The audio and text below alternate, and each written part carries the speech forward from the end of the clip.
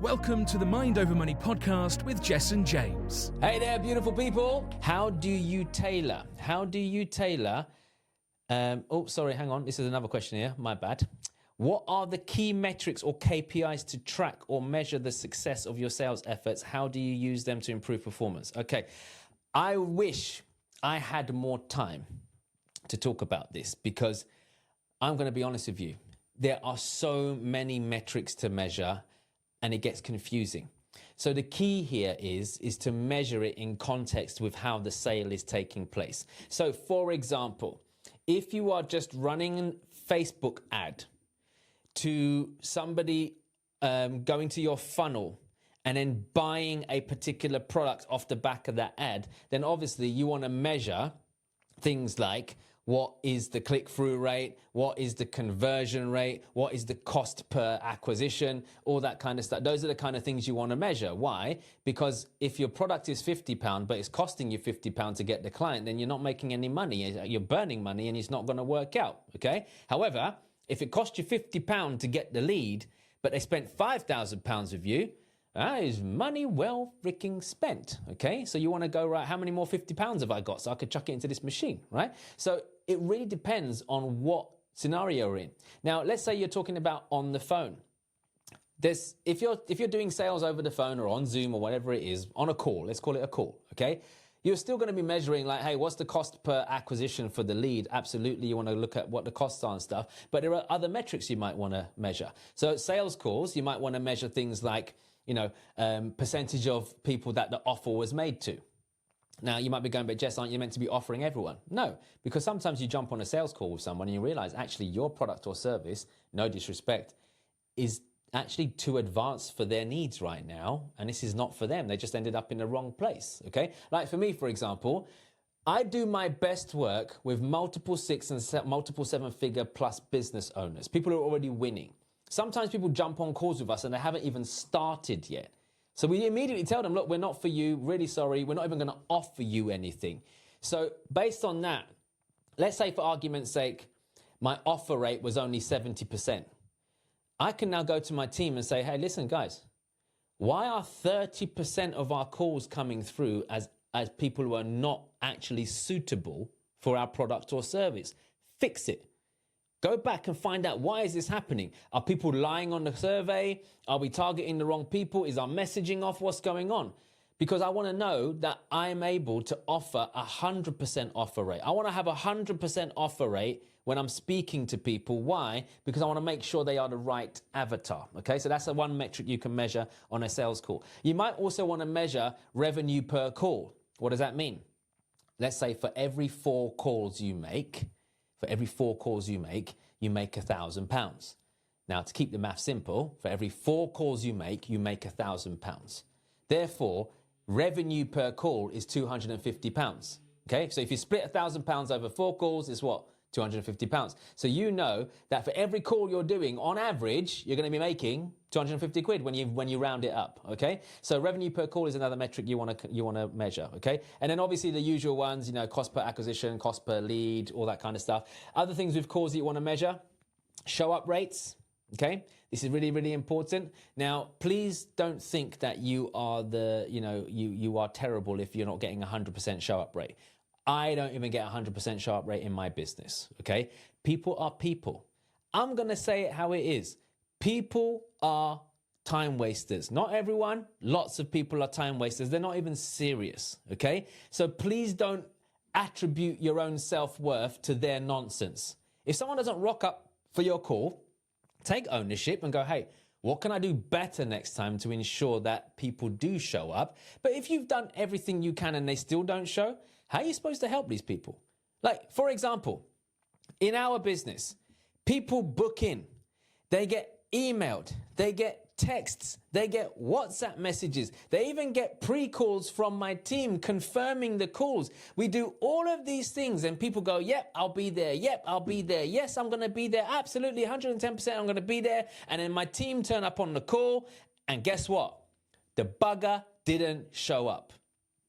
So, Do you now go, oh my God, I'm a terrible person because people are not showing up for my call? Or do you go, you know what, I'm grateful this person didn't show up because I've got other important people to speak to. Or I'm grateful this person didn't show up because clearly they're a time waster. So it's up to you. So don't get disheartened if your show-up rate isn't 100%. Now, you should be trying your best to get your show-up rates to 70 to 80%. I think that's a fair amount to head towards. If you're getting anything sub 70% show-up rate on your calls, the system is broken, there's a problem, you need it fixed, okay? If you want help with that, comment help down below and I'll help you out with that, okay? We've got some really neat tricks and tips that I can share with you to help people to make sure that they get onto a call with you, okay? Because look, let's be honest. When someone doesn't show up for a call, for a sales call, what's really going on? It's not important. It isn't important to them. If I said to you right now, hey, listen, we got a call tomorrow, 3 p.m. If you are 1 minute late for that call, you will lose out on £1 million that I'm going to give you live on that call. It's just you and me on the call. Jump on a call tomorrow, 3 o'clock, and I'm going to wire you instantly £1 million. Do you genuinely feel that people are going to stand you up? Now, if it was legit, obviously, not one of these dodgy scams, but if it was legit, you were going to give someone £1 million, would they stand you up? Would they be late? Would they be on time? Or would they be early? That person will be waiting in your Zoom waiting room half an hour before the call starts because they don't want to miss out, right? So my point is, it's not a priority of theirs. So what can you learn from that? Whenever you're getting someone to book on a call, make sure they're motivated to get on a call. Make sure that it's a priority for them, because if it's not, they're going to just move it to the back burner, okay? So those are some of the metrics I would measure in sales. And if you want any help with that, just comment help down below and we'll hook you up with systems, processes, tips, tricks, strategies to help you get more people on a call with you and make more sales. All right. Last question, then we're going to wrap this up. If you haven't done so already, make sure you leave a comment down below. Let me know what you're thinking of this so far. Whether you're watching live or on a replay, let me know down below. I'd love to hear from you. And if there's anything you want to add to the conversation, let me know down below. If you want to ask me a question, let me know down below and I'll answer it on the next one, okay? And if you haven't done so already, make sure you like this video. Make sure you subscribe to the channel and make sure you hit that notification bell to get notified when we go live. All right, last one, we're going to wrap this up. Great questions, by the way. What roles does follow-up play in your sales process, and how do you ensure consistent and effective communication with prospects? Okay, cool. So I've always been a big believer in the fortune is in the follow-up.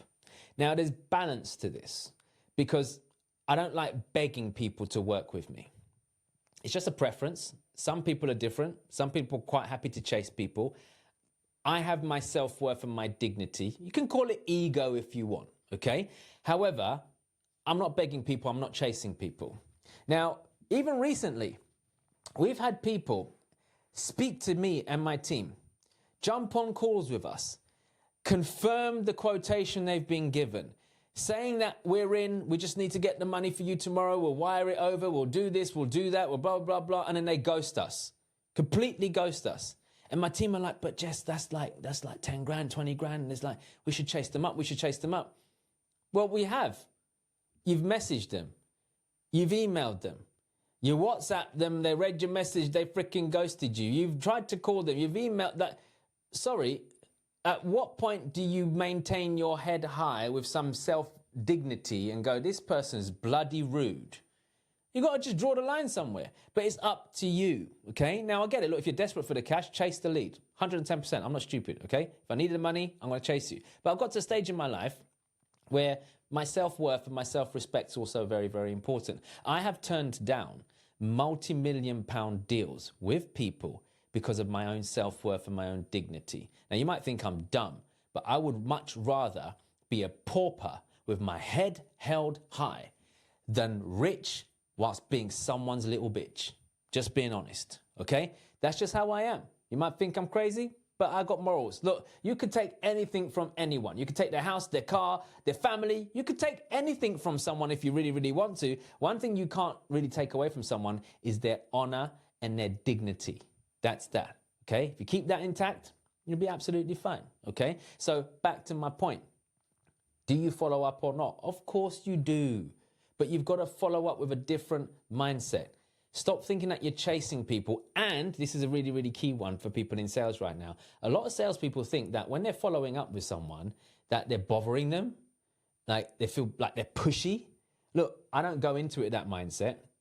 For me, I go into it as a reminder mindset to say, hey, I'm reminding you of the fact that you got a problem that you've already told me about. We've already spoken about this. You got a problem that you know I can solve, and I can solve it really well for you. And we already spoke about the fact that the longer you leave this problem unsolved, the bigger it's going to get. So I'm going to do everything I can to remind you that you need me. We need each other. Let me solve your problem, because then it will be solved. And then let me take your money, because then that's how I stay in business. So we need each other. So when you're following up with people, you're reaching out to them to remind them. You're reminding them, okay? So this is really, really important. So it's the mindset of how you follow up with people. That's the key, all right? So as long as you're doing it for the right reasons, don't come across pushy and needy, because people get repelled by that stuff. But sometimes you've got to be honest with people and say, hey, look, you know, even if you send a message to them going, hey, wow, is this what it's like to feel ghosted? Damn, I've never been ghosted before. Are you all right? Like, why are you ignoring me? Even if it's that, just to get a trigger from them, you'll be surprised how many people come back and go, hey, I am so sorry. I've been rude. I can't believe I've ignored you for so long. Are you free now? Can we speak? You'd be surprised how many people come back to you. But you've got to follow up with them, not to be pushy and sleazy, but just to find out, look, if you don't want to move forward with this anymore, at least say yes or no. Just let me know something, because I don't want to keep sounding like I'm harassing you all the time. I think it's courteous. And by the way, if you're in B2B, as in you're selling to other companies, then chances are those companies have sales too, right? So how would they feel if someone was ghosting them right now? So you've got to call out your prospects sometime. I've got to a stage in my career where I'm quite happy calling out my prospects. I'm quite happy saying to them, look, don't be a freaking hypocrite, okay? You want people to buy from you. You couldn't even bother to show up through our call. And you want me to help you with your sales. You want me to help you with your sales when this is how you behave when someone else is selling to you. I can't help you, mate. Like, I can't help you. You can't even show up to my call, and you want me to help people show up to your calls. Hello? Like, I feel like banging their heads against the wall to knock some freaking sense into them so that they can see how big of a hypocrite they are right now. So sometimes you got to call people out, all right? But look, following up is essential in business, as long as you understand that you're following up with a prospect, because that's money that should be in your account. Okay, it's business that should be in your pocket right now, and you're following up because you've got bills to pay and you've got a service that you can provide that will solve this person's problem. Okay, there's nothing wrong in following up. The fortune is in the follow-up. So make sure that you reach out to them. Now, here's some quick tips on how to reach out to people effectively. And if you want help with this, I can hook you up. We have realized that a lot of people don't pick up the bloody phone. Okay. Unless they recognize who it is, unless it's an important call, they don't pick up the phone. Now, be honest with me. You do it too. I do it often. The phone's ringing, I don't recognize the number. I'm like, I don't know who this is. I'm not going to pick it up, okay? And it's fine. It's normal. However, text messages and WhatsApp messages get opened within 30 seconds on average, most of the time, of them being sent. So what should you be doing to follow up? Well, rather than ring people and hope that they've got a spare minute to speak to you because they're just twiddling around with nothing else to do, why don't you drop them a WhatsApp? Why don't you drop them a text of some sort? Now, we've been using WhatsApp in our business a lot now. Why? Because it's less spammy. Now, what I mean by that is I'm not spamming people who I don't already have the contact details of. They're either on my database already or they're a prospect in our pipeline. And we just communicate with them via WhatsApp now, all integrated through our systems and our technology and our CRM. And we just have a chat with them and have a conversation. We say, hey, Jess, it's me. You know, we spoke the other day. You were supposed to get back to me today. What happened? Is everything okay? Let me know when you got 2 minutes. And you just WhatsApp people, or you just say to them, hey, did you want to proceed? Because I'm waiting for you to say yes or no. Let me know and I'll get that quotation sent out to you. I'll get an invoice sent out to you. Just WhatsApp them, message them. It's so much easier to do. Send them a video. I do this as well. I send prospects my videos and say, hey, listen, I know you're busy, but watch this instead. Like, look, rather than jump on calls with people all the time, how else can you message them? Okay, now we have a very, very clever way of actually messaging through our CRM, our customer relationship management software. Okay, so I've got my own software, by the way. Some of you will know that because you're already users of it. Okay, so I've got my own software called Client Converters. And in that software, we have a really clever way of, rather than sending people text messages, you can automate WhatsApp messages to people and have conversations with them and then close them out. Okay, so there's so many things you can do with follow-up. So it's not just the usual pick up the phone to people, but emails, of course you can do emails, but just straight WhatsApp messaging people. Message them. When you pick up the phone and you ring someone and they don't answer, here's a great tip for you, by the way. When you ring the phone and they don't answer, double dial people. What does that mean? Dial the number again. So I ring you, ring, you don't pick up, okay, fine. And then I hit ring again, because then the same number is going to ring again on your phone within seconds of it hanging up. You're going to think, well, hey, maybe I should answer this. Maybe it might be important. And you'll be surprised how many people actually pick up on the second round. So that's one thing. But if they still don't pick up, drop them a WhatsApp immediately and go, hey, it's Jessen here. I've been trying to call you. Sorry I haven't been able to get through to you. Can you give me a call on this number when you get a moment? That's it, because they're like, oh, it's Jessen's number. Right, I'll give him a call. Because most of the time they're like, someone else trying to sell me something. I don't know who it is, or is it someone I owe money to? Maybe I shouldn't pick up this phone. You know, so that's my whole point. Okay, so it's very, very important that you follow up, because a lot of people forget to follow up with people and they lose sales. They lose sales. Okay, so I hope you enjoyed this episode of Ask Jessen Anything. If you did, let me know down below. I'd love to hear your thoughts, whether you're watching live or watching on a replay. I appreciate you tuning in. Thank you for taking the time out to do that. And if you've got a question you want to ask me on the next show, let me know down below, or email it to my team on success@jessenjames.com. Alternatively, you can go over to Instagram @jessenjames_official and shoot me a DM. Say, Jessen, this is my question. I'd love to answer it on the show. And if you could do so, if you haven't done so already, make sure you like this video. Make sure you subscribe to my YouTube channel. Make sure you hit that notification bell so you get notified every single time I put new content out and go live. And one more thing from me, because like I said, for me, it costs money to do this. For you, it doesn't cost anything other than your time to consume it, which I'm very grateful for, because your time is valuable. Can you do me a favor though? Can you help get me out to the world? That's all I ask, okay? That's your payment back. Good karma. The way you do that is to like and subscribe, of course, but also by sharing this video. Because whenever you share these videos with people, or share this particular episode with people that answers questions that maybe people you know might need the answer to, then you're doing them a massive favor. So it's great to pay it forwards, okay? And that's how my network grows. So I appreciate you so much. If you can share this video right now with someone that you love and care about, and say, hey, go and check this latest episode out of Jessen Ask Me Anything. He does some great answers this week. You'll learn a lot about it, okay? So appreciate you guys. Until next time on the next episode of Ask Me Anything. I appreciate every single one of you who've been watching this live or on a replay. But until the next time, I wish you all the wealth, health, success, and happiness that you truly, truly deserve. I love you. Mwah. Peace out. I'll see you next time. You've been listening to the Mind Over Money podcast with Jessen James. Don't forget to subscribe and follow on all the channels, links in the show notes. Please also leave a review and visit www.jessenjames.com to find more resources on how to create the life you deserve.